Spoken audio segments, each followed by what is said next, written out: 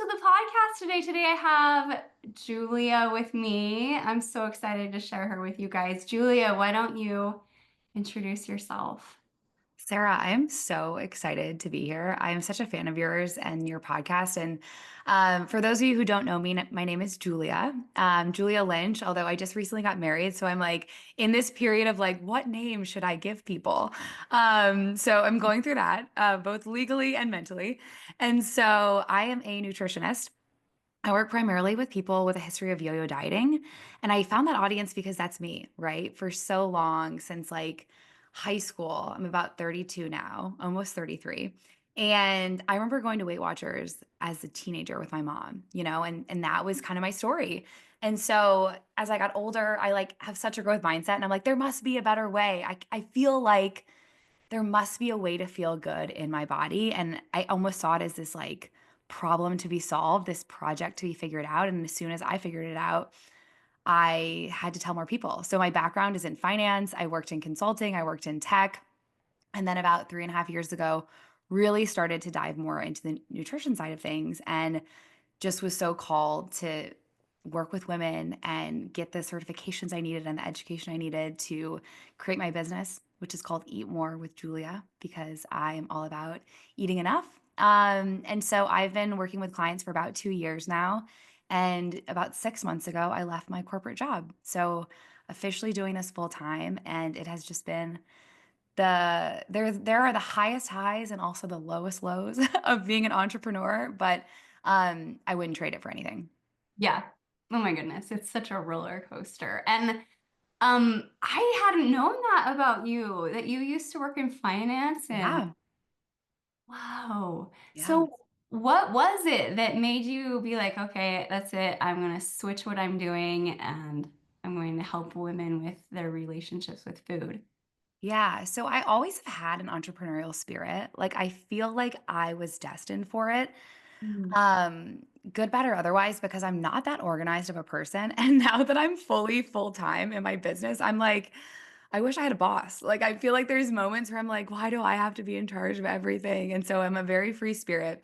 I love being entrepreneurial. And also I'm someone who does really well with structure. And so now that I'm responsible for my own structure, that's a whole other thing. But I have always had a bit of this entrepreneurial spirit. So in my early 20s, I started getting frustrated a bit with my consulting job. And I studied business in school because I was a very practical person. My parents were like, get a good career. I knew I wanted to like have a certain kind of lifestyle. And so I was like interested from a young age at like getting a good job, being able to move up the corporate ladder. But in my first job, I remember thinking like this is going to take so much longer than I thought. Like I felt like I was outperforming people like years ahead of me, but it was kind of this whole thing of like, well, they've been here longer and they have been doing it longer and I was just like that's the benchmark, just like time and seat. And not that I'm saying I was like the most amazing smartest 22-year-old ever. Like I'm sure looking back, I would have been like so like I would have rolled my eyes at myself, but I just had a lot of ambition. And I think that that was something that I was like, okay, that's not going to work here. And so after Mm. spending some years in finance, and being disillusioned a bit with the hierarchy and also just like working in a male dominated field was not my jam.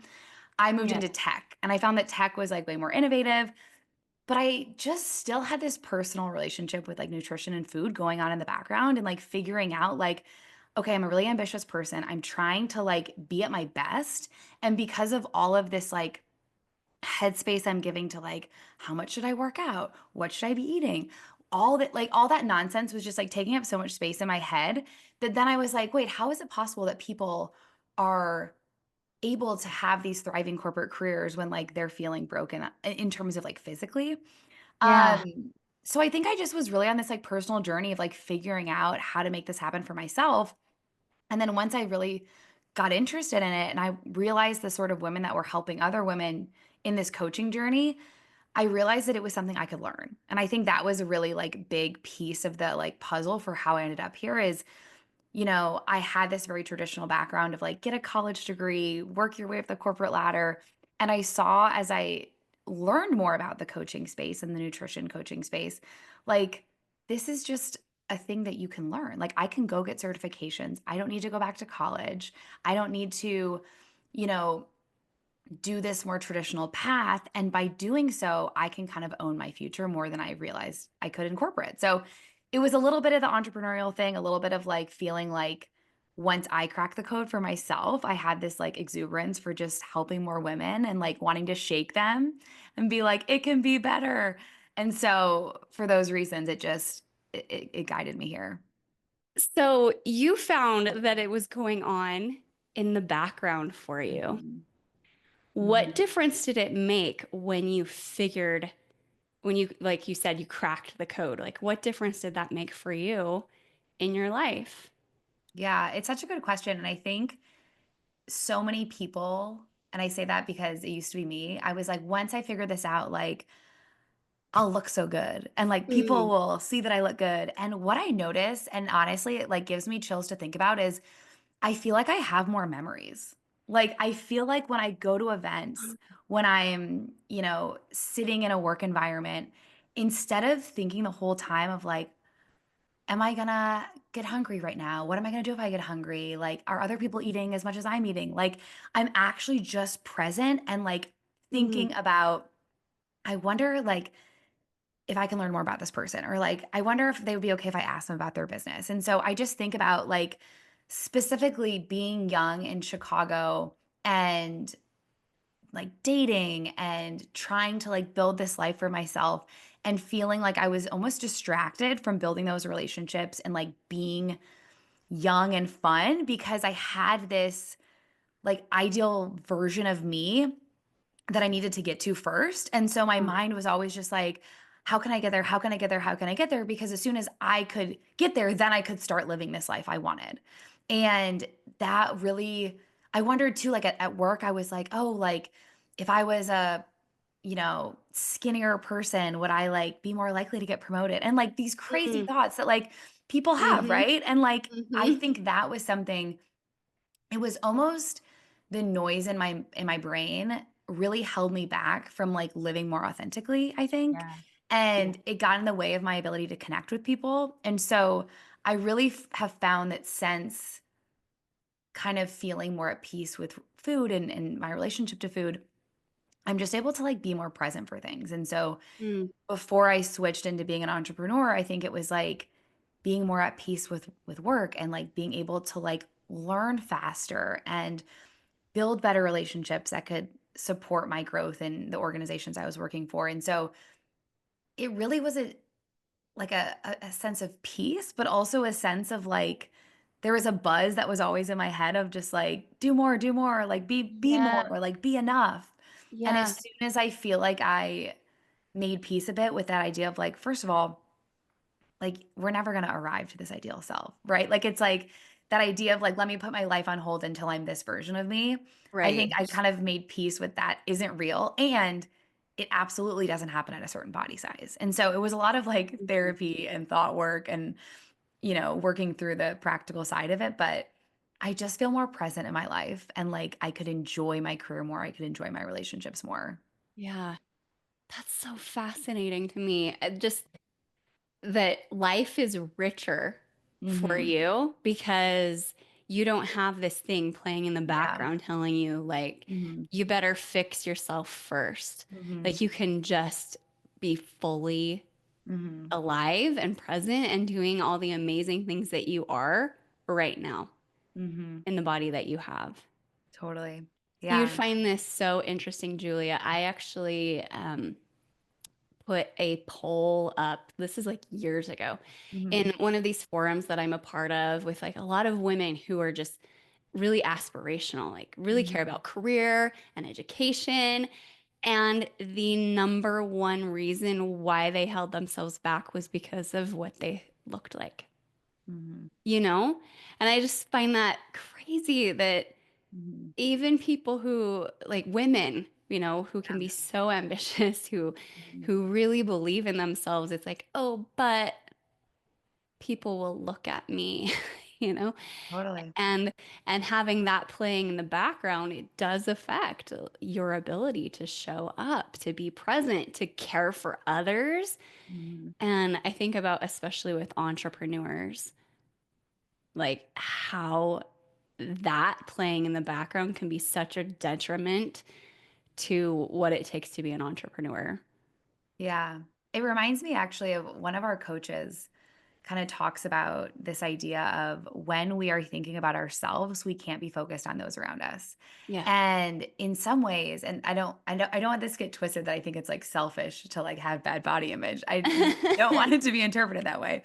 But I Mm-mm. realized that like through my own kind of like degree of fixation on like being a better physical version of myself, I wasn't showing up in my relationships the same way. No. I even think back to like high school and I have a younger brother who's 6 years younger than me, and we weren't that close, and I think that there was, like, a sense of, like, I didn't know how to be vulnerable because I was, like, a little bit scared for people to get close to me, and I felt like Oh, this yeah. sense of, I'm not the perfect person I feel like I should be, and Mhm. I can't be that role model for you as my brother if, like, I'm still, like, you know, figuring it out, and I just think it, like, holds us back from, like, stepping into serving others and, like, authentically connecting with others, Yeah. and it's interesting because in so many ways, I think it like, we think that we're doing others a favor maybe by holding back because we're ashamed of Mm. of ourselves for whatever reason,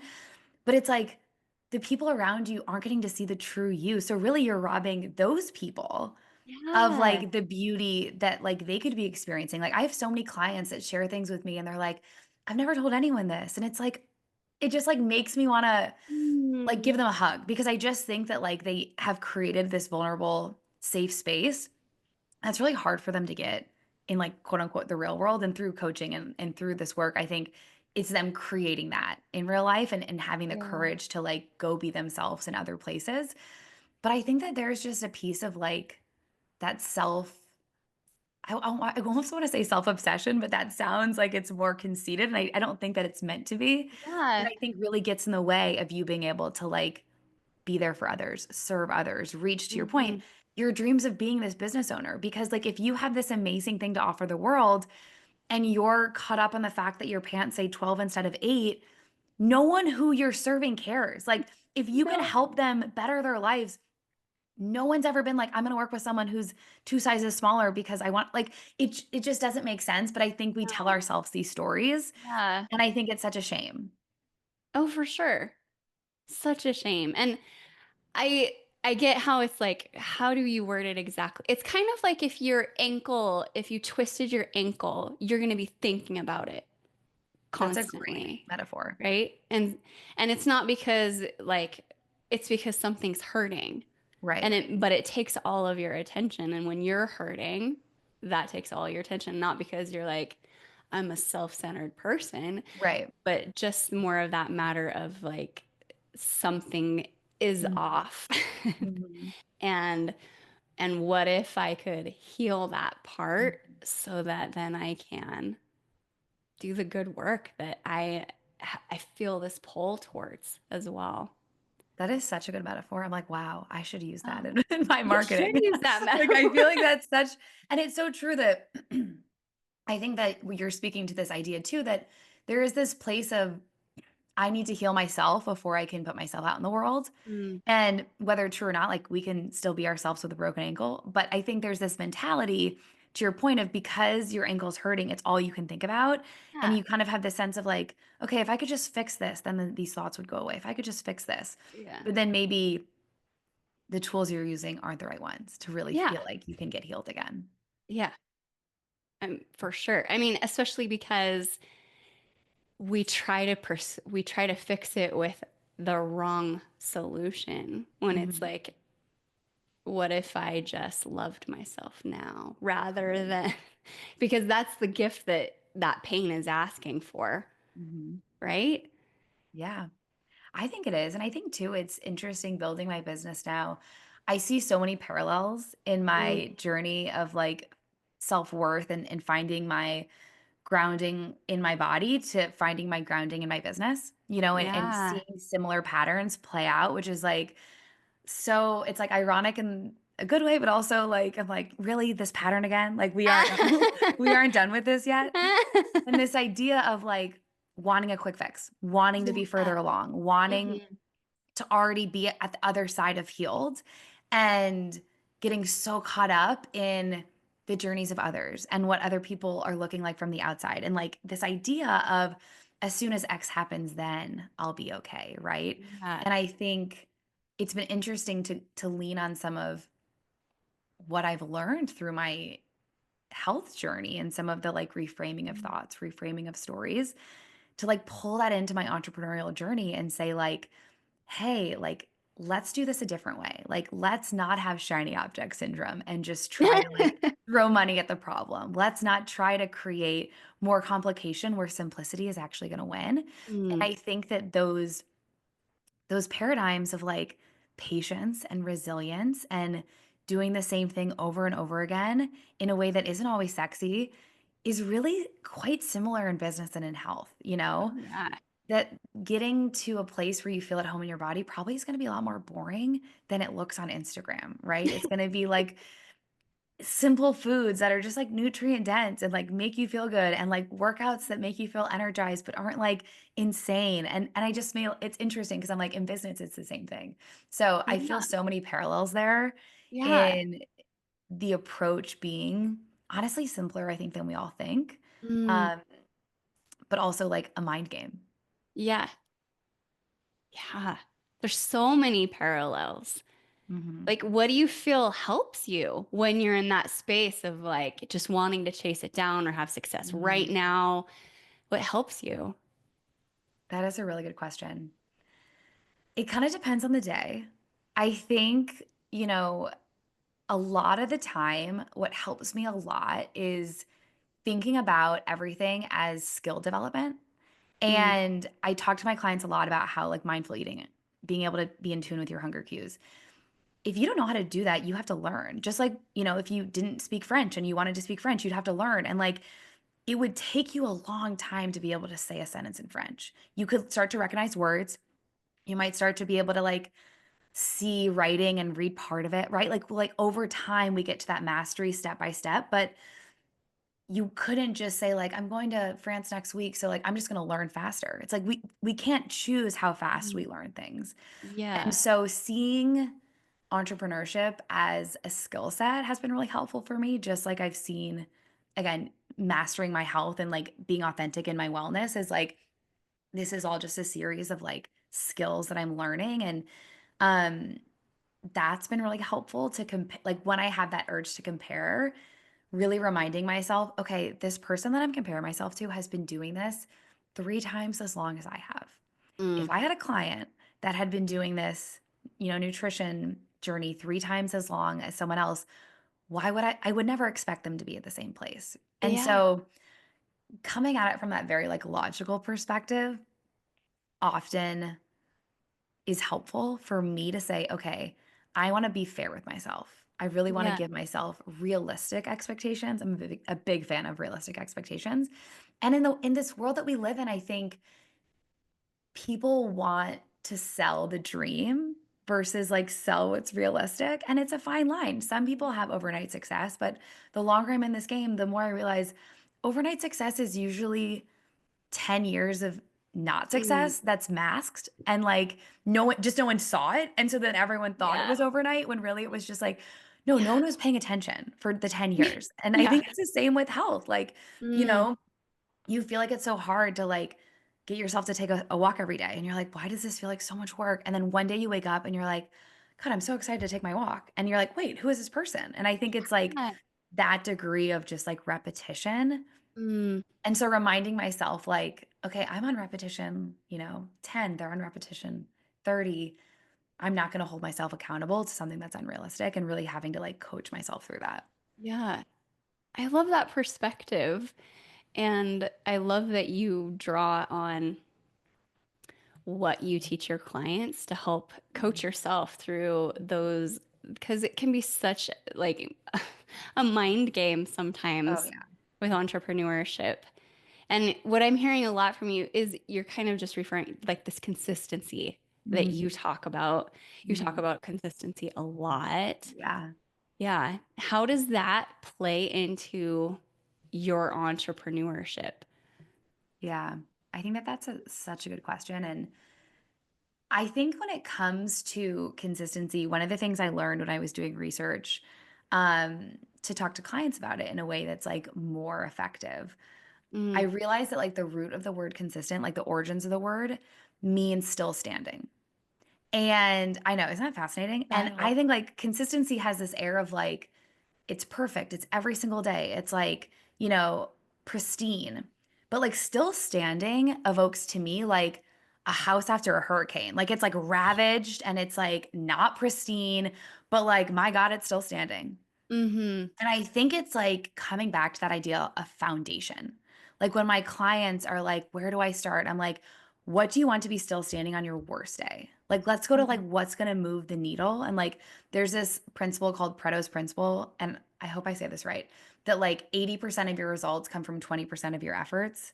Yep. I think Hmm. that that's what it is. And so it's this idea of like, okay, we want to try and like line up the right habits for you so that on your worst day, if you can only do 20% of like the tasks that in your wellness that you know make you feel good, you're still going to get 80% of the way there. And so really like Hmm. doing some experimentation of like what is the right foundation for you?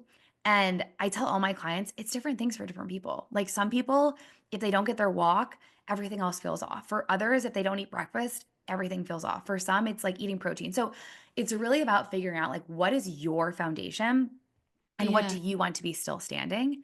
And in business, I think it's the same idea of like what are the activities, and this is hard for me because my answer half the time is like everything because I just like am Everything. so I get so overstimulated, and I Uh-huh. have to really think about like what is the mission, Mm, and at my foundation, if I can only do 20% of the activities, what's going to get me 80% of the way there? And it's been dabbling. Like I think I used to think it was some things and then I thought it was others. And even recently, this is like totally off the cuff and something I've just been like really percolating on. But I used to spend a lot more time on Instagram stories, just like chatting. And mm, I've gotten away from that a little bit. And I think it's because I have the podcast now. I have a group program. I'm doing group calls. And so I think I was sharing a lot of the content I was sharing on Instagram stories. I found these like other channels to share. uh, And I was thinking back on what really brought me joy in Instagram and what really was getting me like engagement and like meeting new people. And mm, I was like, I think it was those stories on Instagram, like being almost having the like, again, mini podcast episodes, I'll call it like, 4 or 7 frames of like just chatting and opening up and sharing my journey and sharing my heart. And I was mm-hmm. like, I haven't really been doing that recently. And I had this thought of like, maybe that actually should have been like, should be a part of the foundation. That should be a part of the like still standing consistency. But Mm-hmm. I, in pursuit of other things, had like put it off to the side. I was like, Right. different, did that for a while, not going to do that anymore. And so I think there's this idea of like reflecting on, okay, here are the things I've experimented in 2024.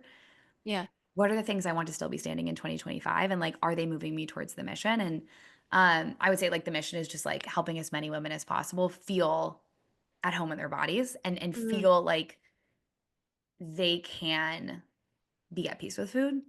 yeah. Um, so I feel like that isn't a perfect answer, but it's really just like this constant process of like, what do I want to be the core of my business? What do I want to still be standing on the weeks that like I can only do the bare minimum? Yeah. I think that's a great answer. Well, thank It you. is. Yeah. It makes me think because you're taking an objective point of view with it where you're just noticing like what really serves me. I think especially as entrepreneurs, it's like there's so many experts and so many people who are like, this is exactly what you Yes. have to do to get success. And we can kind of just like with food, right? Where it's Hmm. like, oh, I have to eat exactly like that person, or I have to have the exact same morning routine and Hmm. schedule. And yet there's so many conflicting things. Like Hmm. some people are like, you better get up at 4:30 and have like a 25-step morning routine. Other people are like, wake up at a decent hour and hit it hard and just work, you know? Yep. And and that can be confusing, but when you own your own experience of your business, Hmm. then you can know this is what Hmm. works for me. Hmm. this is what I definitely need to make sure happens. This is like other stuff that's nice when I have more to give. Mhm. And it sounds like such a healthy approach to business. But it took me a while to get here. I feel like, and in some ways, the perfectionist in me is like, oh my God, I can't believe we wasted all this time doing all these other things, right? Like, Yeah. and I feel like I came to some conclusions at the end of this year just about like how many other voices I was letting in my business, how many other opinions I was looking for in my business, the approval I was looking for others. And like, I'm at this place now where I'm like, this is all noise, right? Not all of it, but like a lot of it is A noise. And lot a of lot it. of it is this, to your point, seeking the next expert, the next guru. Yeah. And now that I'm like 2 years in, I'm like, I think the voice that I need to focus on in early 2024 is mine. Like, what Mm, is feeling good to me, to my clients, yeah. to like, and there's a part of me that's like, gosh, I wish I didn't have to try so many things in the last 2 years to be like, I don't want to say let down by it, but I think to have unrealistic expectations of like, Hmm. this is Hmm. going to be a silver bullet. And Yeah. now 2 years into it, like, there's no such thing as a silver bullet. Like, No. there's no one path. No. And so I think that I'm like, tell myself, I've been saying recently this idea of we pay to go to college, and which I just said college is irrelevant to be an entrepreneur. But like when you think about it, you make an investment in college because you're just like, I'm going to get the general skills I need. I'm going to get the relationships I need. I don't know if it's going to be worth it, but it probably will in some way, even if it's not the actual classes I'm taking that are getting me what I need to learn. Hmm. And I've been kind of looking at my business investments as like, it's kind of like the college of entrepreneurship. Like as I try to go through different programs and I'm like, that makes no sense. That person is like, two-faced, or that person is like saying they can do one thing, but really their program is giving me something else. And like, I'm like, wait, I'm actually learning from all of these things, even if I'm not learning what I expected. Oh, yeah. And so that's been reframing it as investing in my education as an entrepreneur Mm. has been really cathartic for me because I think I'm like such a maximizer. I'm like, every investment must be the most productive. Yeah. Um, so that perspective has been helpful. And I think it's just helped me have so much clarity in like what I want going forward. Yeah. So you have like your you diet that you talk about, and then you also kind of do it with yourself as an entrepreneur. I know it's like I need to come up with a new name for it, but it really is this like, the you diet, which another fun fact in terms of word origins is the word diet, the root of it actually means a way of life, which I Hmm. find so interesting because it's been like usurped by diet culture to mean like cutting calories, Yeah. when really when we think about diet, it means way of life. And I kind of connect the dots there to say, like, if you aren't fueled, you can't do anything, right? If you're like hungry, you can't work. If you're have, your blood sugar is all over the place, you probably can't focus. And I think that that's why diet means way of life, because when we are giving our brains the energy it needs, we can like rule the world. Yeah. And so maybe it can be like you diet for business, right? And it's that same idea of, here are, like I tell my clients, like there's 100 different tools in the toolbox of things that might help you on your journey that have helped one other person, at some point Hmm. along the way. And you're only going to know if it works if you try it. You Yeah. can't say walking every morning for 10 minutes didn't make you feel better if you don't ever do it, right? How can you know? Mm. Maybe it will help. And so I really lean into this idea of like experimentation and Yeah. curiosity. And so, yeah, I guess I could say it's like the you diet for business, this whole idea of like experimentation and curiosity in my own business too. Yeah. I love that. Then Hmm. you can own your experience. And I don't know, I feel like it's such a different way of, I mean, because it can heal your relationship with food, but I feel Yeah. like it can really help you enjoy Hmm. being an entrepreneur in a way that only listening to all the other expert opinions and just like checking things off of the list they give you Hmm. can. Yeah. I think that one of the like biggest pieces of the you diet that I teach my clients is you get to decide what happens next, right? You get to decide what you eat. Like, Mhm. and only you can know how it feels afterwards. Like Yeah. we each have like the manual for our bodies on the inside, and no one else can take that away from you. Like no one Mm, else knows what that feels like.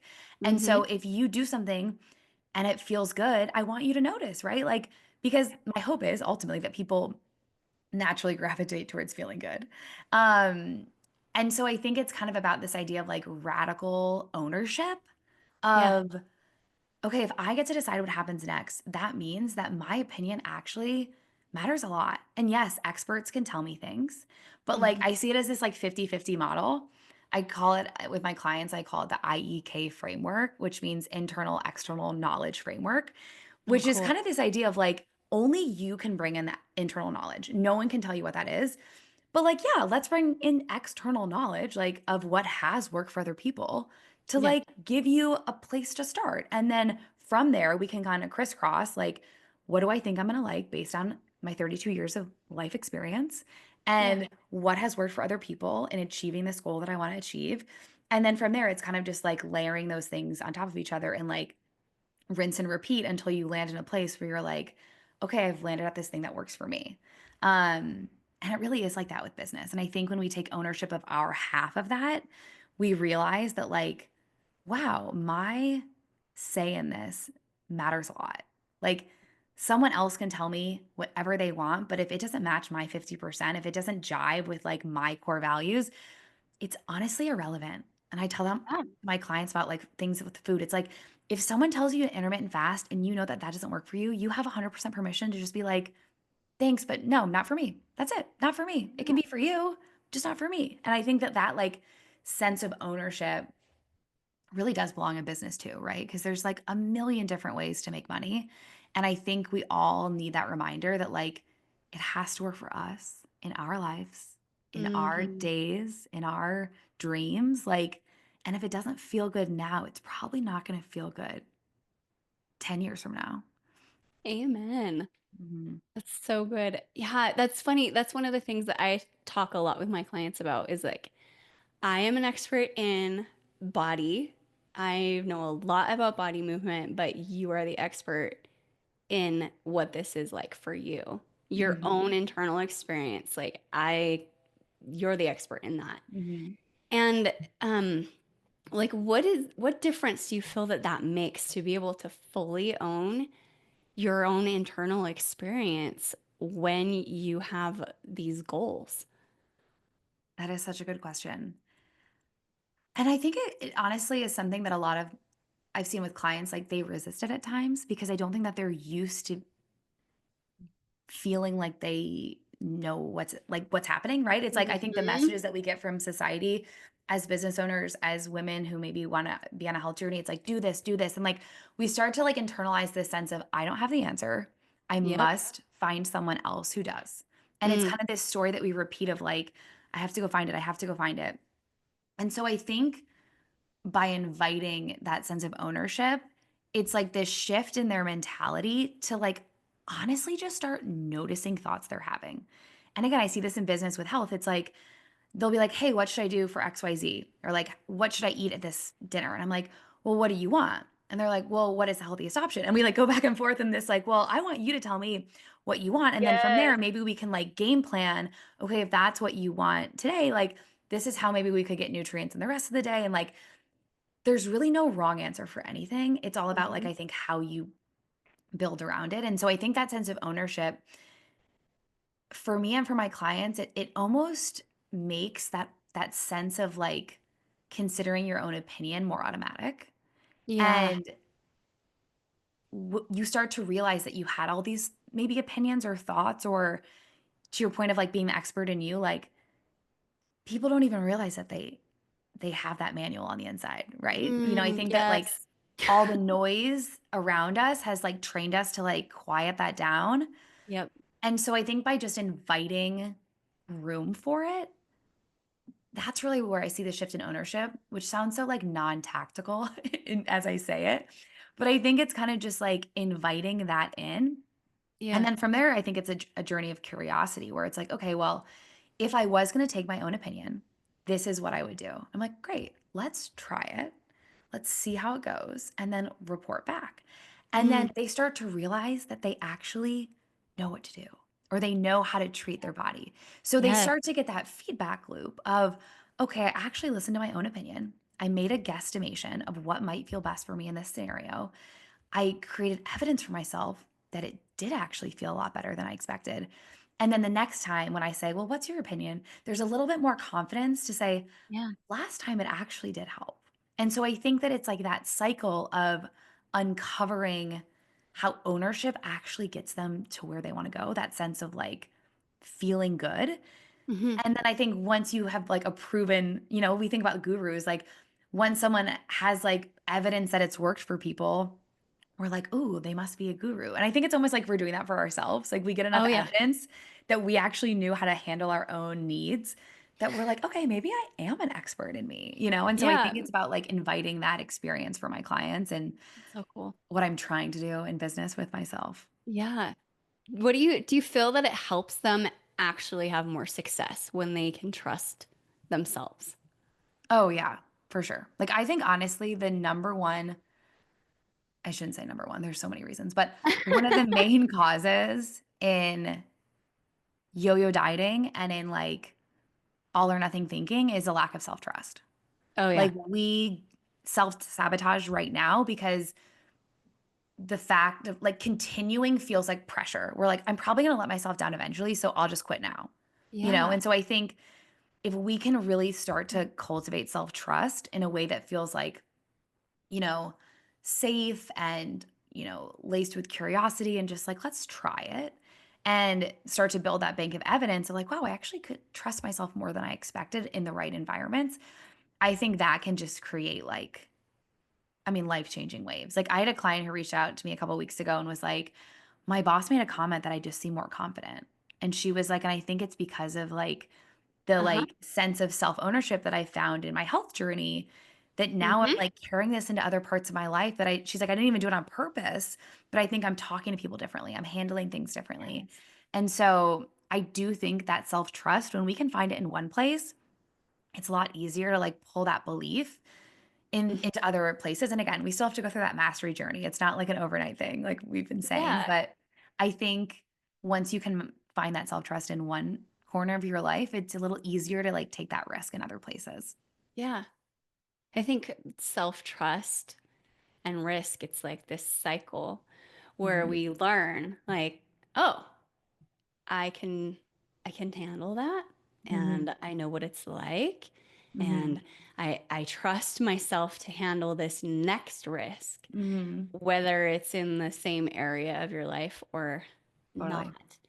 And I mean, how can you have success without it?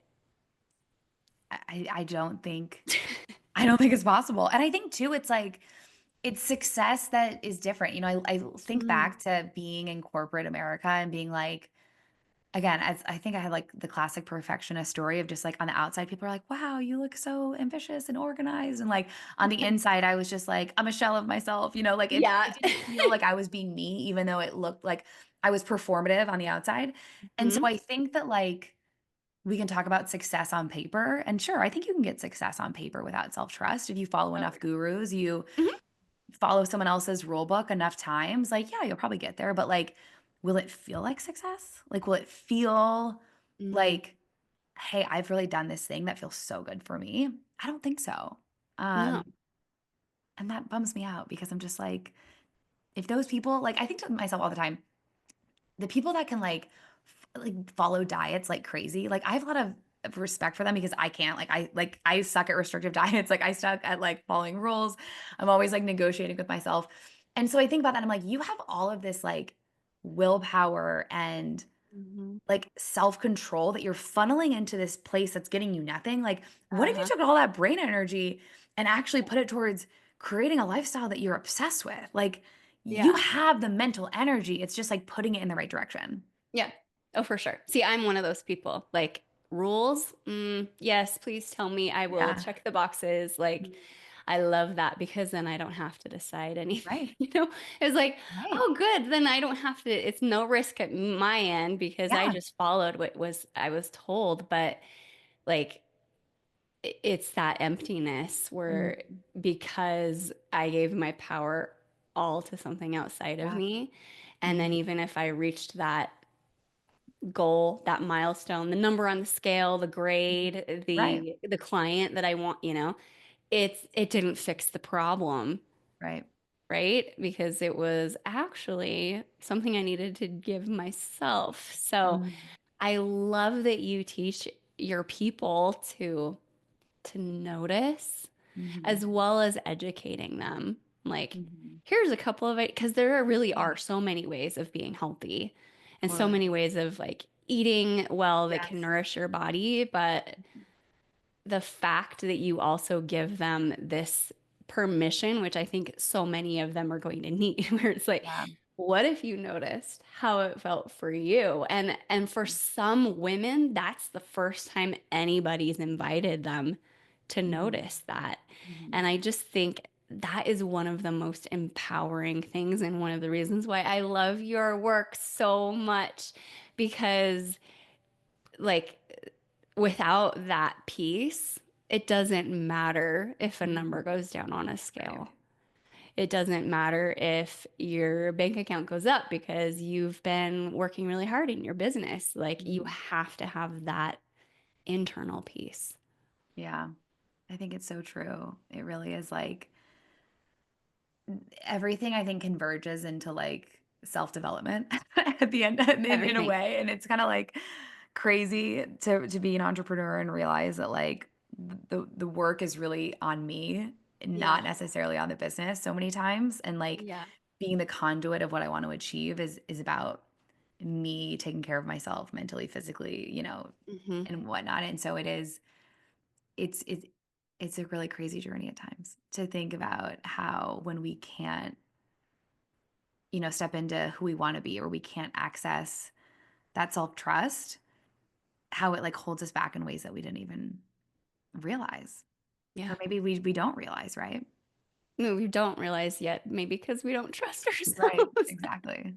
It's Exactly. like that catch 22.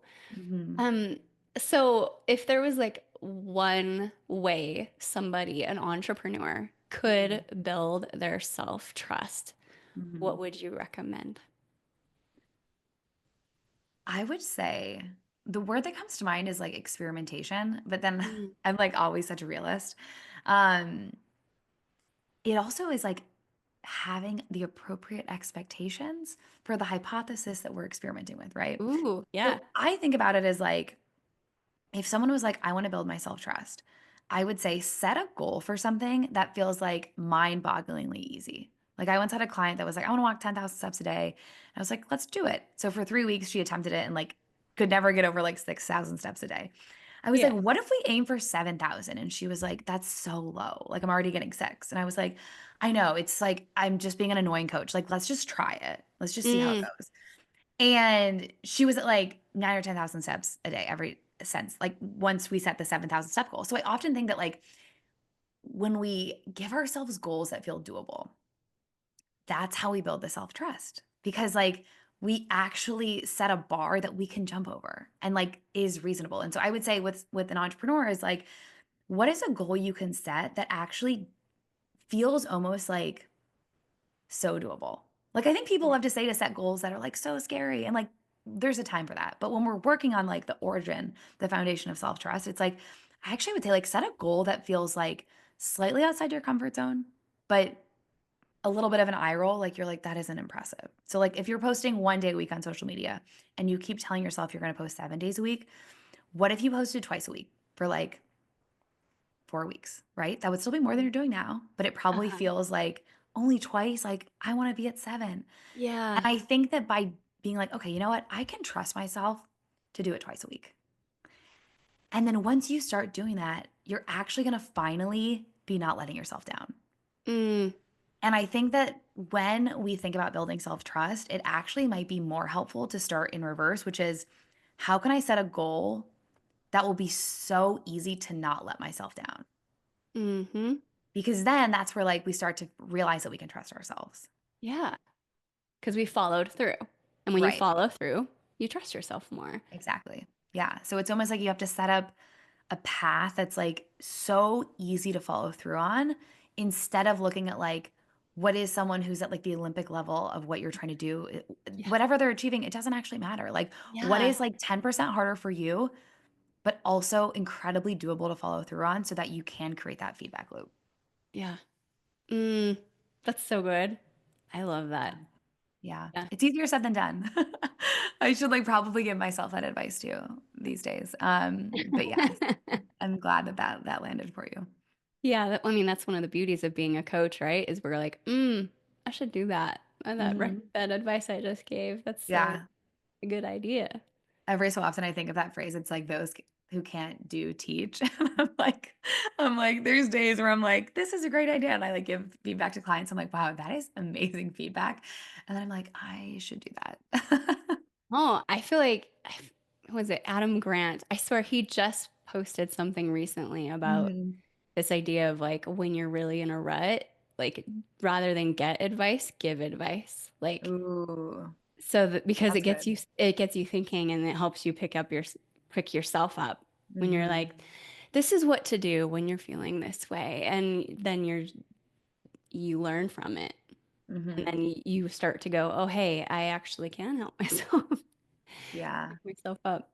That's So, so good. That is, it's like that's something I with a couple of clients before, if they're ever like really feeling like I can't make this work, like this is crazy, it's impossible. I'm like, what would you tell a friend? Like, let's just say hypothetically mm, speaking, a friend was in your shoes. Like, what would you tell them? And like they're always like, oh, you're right. Like, like it's like that same thing happens to your point. Like they realize that they're like, yeah, I would give them this piece of advice, or I yeah. would like tell them that they have, put themselves in a position that's like, they're expecting too much of themselves, whatever that might be. I think when we see ourselves as the advice giver, we're so much more compassionate and so much more realistic Oh, than when yeah. we talk to ourselves about our goals and about what Yeah. we can do. So I love that. I need to go look that up from Adam Grant because I think that that's such important advice to remember. Hmm. Yeah. Love it. Julia, do you have any last things you would like entrepreneurs to know? Um, I think I was talking to a friend about this yesterday briefly, but normalizing the idea that like sometimes we want to burn our business to the ground. I Mm, don't know. Like maybe everyone knows that already, maybe not, but like 6 months into being like fully full time as an entrepreneur, I was like, maybe it means I'm not cut out for this, that I keep wanting to like quit. And I was talking to a friend mm, about it, and she was like, hmm. "Oh no, no, that's a sign that you're actually an entrepreneur. Like that's how you know you're committed because like you're so committed that you're like, if it can't be what I want it to become, I don't want it at all." Yeah. And I think that we can all do more to just like see each other in the fight. Like I think it's like we know not to compare each other to others, but also we do. Like, there's a sense sometimes with entrepreneurs of like wanting to root each other on, but also being jealous or like feeling like, oh Mm, gosh, should I be further along like they are? And coming back to this idea of like, we are all here because we have dreams and we have hopes and like kind of like sitting that humanity with other entrepreneurs recently has been really helpful for me to be like, we're yeah. all just like figuring it out. Yeah. No one is an expert. Even the people that like look like experts probably have days where they want to burn their business to the ground. And I think like remembering that we're all just like people who Yeah. like want to do good things and bring good into the world, like Hmm. that helps me feel a little bit less crazy. And so I would leave everyone with that. I love that. I yeah, I have a group chat and literally this week we were talking about that same thing. That's so Or funny. just like how being an entrepreneur, like you'll spend a morning being like, this is the worst thing ever, and I'm Yep. horrible at it, and I have nothing to offer the world. And then you brush yourself up and you get back up and Totally. you do something amazing later that day. Totally. And but it's important to know that you're not the only one who's like, maybe I'm not cut out for this. Right. Right. Because I think it's it's, so true. It is like it's so easy to think that. And then one of the things too that's been really helpful for me recently is like entrepreneurship is really like choose your own adventure. So when I say to oh yeah. myself, like, I'm not cut out for this, I'm like, well, this could be anything. So like what like how could I not be? Right? Like if everyone's just like, This is making custom it up. made. Yeah, if this is custom made, then wouldn't it stand to say that like I decide if I'm made for it or not, right? Because I'm making it as I go. So I don't know. Yeah, That was for me a little reframe that I was kind of like, that's huh, so good. who am I comparing myself to if I'm saying I'm not cut out for it, right? Like, Yeah. Yeah. I think it's such a vulnerable thing that I think Mm. sometimes it just gets scary. But Oh, yeah. like, what a journey in self-trust.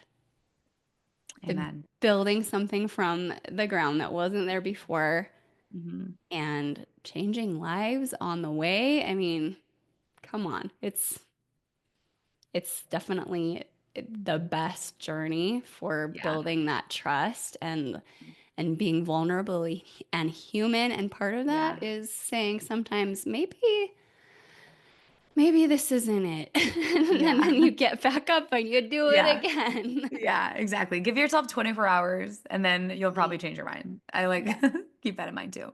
for sure. For sure. Mhm. Thank you so much, Julie. Do you want to tell people where they can find you? Of course. Yes, I am always hanging out on Instagram. My handle is Eat More with Julia.